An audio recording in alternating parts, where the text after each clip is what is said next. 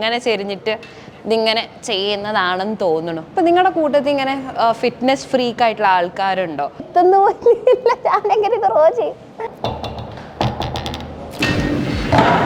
ഇതിങ്ങനെയൊന്നും അല്ലടാന്ന് പറഞ്ഞ പോലെ ഇതിങ്ങനെയൊന്നും അല്ലാട്ടോ ശരിക്കും ചെയ്യേണ്ട. അമ്മേ ഇത് കാണിച്ചു തന്നപ്പോൾ മൂപ്പര് സിമ്പിളായിട്ട് ചെയ്തു. ഞാൻ ചോദിച്ചു ഇവിടെ സിമ്പിളായിട്ട് ചെയ്യാൻ പറ്റുന്ന ഏത് മെഷീനുള്ള, അപ്പം മൂപ്പര് ഇത് ഭയങ്കര സിമ്പിളാണ്. ഞാൻ കരുതുന്നു ഇപ്പൊ എൻ്റെ കൈ കൊണ്ട് ഇത് പൊക്കാനൊന്നും പറ്റുന്നില്ല. ഇതിന് ഇൻക്ലൈൻ ചെസ്റ്റ് പ്രസ് എന്നാണ് പറയുക. ഈ ഇങ്ങനത്തെ ഒരു equipments basically for your chest കേട്ടോ. നല്ല പണിയുണ്ട്. ഇൻക്ലൈൻ എന്ന് പറഞ്ഞാൽ എന്താ പറയുക, നമ്മൾ ചെരിയുന്നതിനെയാണ് ഇൻക്ലൈൻ എന്ന് പറയുക. ഇവിടേക്ക് തോന്നുന്നു നമ്മൾ ഇങ്ങനെ ചെരിഞ്ഞിട്ട് ഇതിങ്ങനെ ചെയ്യുന്നതാണെന്ന് തോന്നുന്നു. നല്ല ബുദ്ധിമുട്ടുണ്ട്. അതായത് ഈ വർക്കൗട്ടിന്റെ ABCD അറിയാത്ത ആൾക്കാർക്ക് ഇത് കുറച്ച് ബുദ്ധിമുട്ടായിരിക്കും. പക്ഷെ ഇത് അതന്നെ ചെയ്തു തുടങ്ങിയാൽ അല്പം ഇഷ്ടമൊക്കെ ആവുമായിരിക്കും. അപ്പൊ നിങ്ങളുടെ കൂട്ടത്തിൽ ഇങ്ങനെ ഫിറ്റ്നസ് ഫ്രീക്ക് ആയിട്ടുള്ള ആൾക്കാരുണ്ടോ? അത് ആക്ച്വലി അതെങ്ങനെ നമ്മൾ ഇംഗ്ലീഷിൽ ചോദിക്കാം. Do you have any friends who are fitness freaks? അതായത് ഫിറ്റ്നസ് ഫ്രീക്ക് എന്നുള്ളൊരു ഫ്രേസ് നമ്മൾ യൂസ് ചെയ്യുന്നത് തന്നെ ഈ ഫിറ്റ്നസിനോടും വർക്കിംഗ് ഔട്ടിനോടൊക്കെ ഇഷ്ടമുള്ള ആൾക്കാരെയാണ് നമ്മൾ ഫിറ്റ്നസ് ഫ്രീക്സ് എന്ന് പറയുന്നത് കേട്ടോ. ഇതിന് ഈ ഒരു മെഷീന്റെ പേര് റോയിങ് ഇതെന്താ റോയിങ് എക്വിപ്മെന്റ്, റോയിങ് മെഷീനോ അങ്ങനെ എന്തോ പറയുന്നത്. ബേസിക്കലി റോ ചെയ്യുന്ന പോലെ. എനിക്കിത് എത്തുന്ന പോലെ ഞാനെങ്ങനെ ഇത് റോ ചെയ്യും. കിട്ടി. ഇനി ഇത് നോക്കട്ടെ. ഇത് നമ്മളിങ്ങനെ റോ ചെയ്യണം. ഒരുമിച്ചാണോ? ഇതൊക്കെ നല്ല പണിയുണ്ട് ഗൈസ്. നിങ്ങൾ ഇംഗ്ലീഷ് പഠിപ്പിക്കാൻ വേണ്ടി ഞാൻ എന്തൊക്കെ ചെയ്യണം എന്നൊന്ന് ആലോചിക്കും നിങ്ങൾ. അപ്പൊ റോയിങ് എന്ന് പറഞ്ഞാൽ നമ്മൾ ഈ ബോട്ടൊക്കെ റോ ചെയ്യാന്ന് പറയും. അത് തോണി എന്താ പറയാ, തോണി തുഴയ. ഞാൻ ഉഴയാന്നൊക്കെ എൻ്റെ വായിൽ വന്നത്, സോറി. അപ്പൊ തോണി തുഴയുന്ന പോലെയാണ് ഇത് ചെയ്യേണ്ടത് ബേസിക്കലി. ഇത് എന്തിനുള്ളതെന്നൊന്നും എനിക്കറിയില്ല. അമ്മേ വിടട്ടെ, ഇത് വിട്ട എന്താന്ന് എനിക്കൊരു ഐഡിയ ഇല്ല ഗൈസ്. അല്ല ആരൊന്നും പറഞ്ഞില്ല. ഓക്കെ, അങ്ങനെ ഞാൻ 2 എക്വിപ്മെന്റ്സ് ട്രൈ ചെയ്തു. ഓക്കെ, സോ ഈ റോ എന്ന് പറഞ്ഞാൽ മനസ്സിലായല്ലോ, നമ്മൾ ബേസിക്കലി റോ ചെയ്യുന്ന പോലെയാണ് ഈ ഒരു എക്വിപ്മെന്റ് യൂസ് ചെയ്യുന്നത്.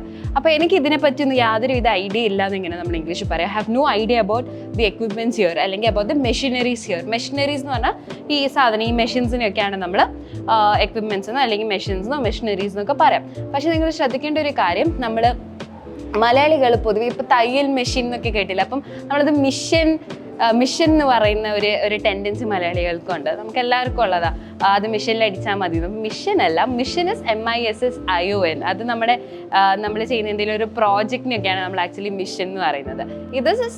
ഇങ്ങനത്തെ കാര്യങ്ങൾ നമ്മൾ മെഷീൻ അല്ലെങ്കിൽ ഒരു എക്വിപ്മെന്റ് എന്ന് വേണം പറയാനായിട്ട്. ഓക്കെ, സോ ചിലത് നമ്മളിങ്ങനെ കിടന്നിട്ട് വേണം ചെയ്യാൻ. കിടക്കുന്നതിന്, അതായത് ഉറങ്ങുകയല്ല, ബേസിക്കലി ഒന്ന് കിടക്കുന്നതിന് നമ്മൾ ലൈങ് ഡൗൺ എന്ന് പറയാം.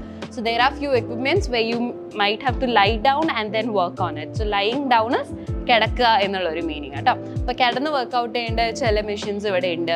There are weights that you can pull. Weights that you can pull തന്നെയാണോ? You pull the weights. Okay, so you pull the weights. വെയ്റ്റിന് നമ്മളിങ്ങനെ എടുക്കുന്നത് ഡംബിൾസ് ഒക്കെ അല്ലേ നമ്മൾ യൂഷ്വലി വെയ്റ്റിന് എടുക്കുന്നത്. യു ലിഫ്റ്റ് ദ ഡംബിൾസ് അല്ലെങ്കിൽ വെയ്റ്റ്സ് എന്നും പറയാം. ഓക്കെ, സോ ഇവിടെ ഞാൻ ഇനി സ്ഥിരമായി വരാൻ പോവുകയാണെന്ന് എങ്ങനെയാ പറയാ? I have decided to come here regularly എന്ന് പറഞ്ഞാൽ സ്ഥിരമായി എന്നുള്ളൊരു മീനിങ് ആണ് കേട്ടോ. ഇടയ്ക്കിടെ എന്ന് പറയണതിനെയാണ് നമ്മൾ ഫ്രീക്വൻ്റ്ലി അല്ലെങ്കിൽ ഒക്കേഷണലി എന്നൊക്കെ പറയുന്നത്.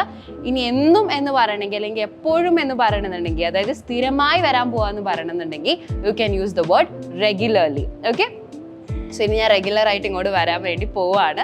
ഇത് ഞാൻ വെറുതെ പറഞ്ഞാണ്, എനിക്ക് തോന്നുന്നില്ല ഞാൻ ജിമ്മിലൊക്കെ റെഗുലറായിട്ട് വരാൻ പറ്റുന്നൊന്നും എനിക്കറിയില്ല. കളിയാണ് ഞാൻ പിന്നെയും ചെയ്യും കേട്ടോ. പിന്നെ എനിക്ക് ഈ ജിമ്മിൻ്റെ എനിക്ക് പണ്ട് മുതൽ ഇഷ്ടമുള്ളൊരു സാധനം, ഈ നേരത്തെ പറഞ്ഞ പോലെ ട്രെഡ്മിൽ, അതിൽ ഓടാൻ എനിക്ക് പണ്ട് മുതൽ ഇഷ്ടമായിരുന്നു. പിന്നെ ബാക്കിയുള്ള എക്വിപ്മെൻറ്റ്സിനെ പറ്റുന്ന എനിക്ക് ഒരുവിധം ഒന്നും അറിയില്ല. ഞാൻ പഠിച്ചു വരുന്നേ ഉള്ളൂ. ഇപ്പോൾ തന്നെ ഞാൻ 2-3 എണ്ണത്തിൻ്റെ പേര് നിങ്ങൾക്ക് പഠിപ്പിച്ചു തന്നാലോ, അതേപോലെ അപ്പോഴാണ് ഞാനും പഠിക്കണേ. ഓക്കെ, സോ ബാക്കി കാര്യങ്ങൾ പഠിക്കാനും കൂടുതൽ കാര്യങ്ങൾ അറിയാനും അടുത്ത എപ്പിസോഡ് കണ്ടോളൂ. ഇനി ഇംഗ്ലീഷ് കഫേയുടെ സ്പോക്കൺ ഇംഗ്ലീഷ് കോഴ്സിൽ ജോയിൻ ചെയ്യണമെന്നുണ്ടെങ്കിൽ ബയോയിലുള്ള ലിങ്ക് ക്ലിക്ക് ചെയ്താൽ മതി. ഓക്കെ, നമുക്ക് അടുത്ത എപ്പിസോഡിൽ കാണാം. Bye bye. ഇംഗ്ലീഷ് കഫേയിൽ ആർക്കും എവിടെ നിന്നും ഇംഗ്ലീഷ് സംസാരിച്ച് പഠിക്കാം. ലൈവ് ഇന്ററാക്റ്റീവ് ക്ലാസുകൾ, ഓൺലൈൻ വീഡിയോ ക്ലാസുകൾ, 24 hours നിങ്ങളെ സപ്പോർട്ട് ചെയ്യാനായി ഒരു പേഴ്സണൽ ട്രെയിനർ. കൂടുതൽ വിവരങ്ങൾക്ക് ഡിസ്ക്രിപ്ഷനിലെ വാട്സ്ആപ്പ് നമ്പറിൽ മെസ്സേജ് അയക്കൂ.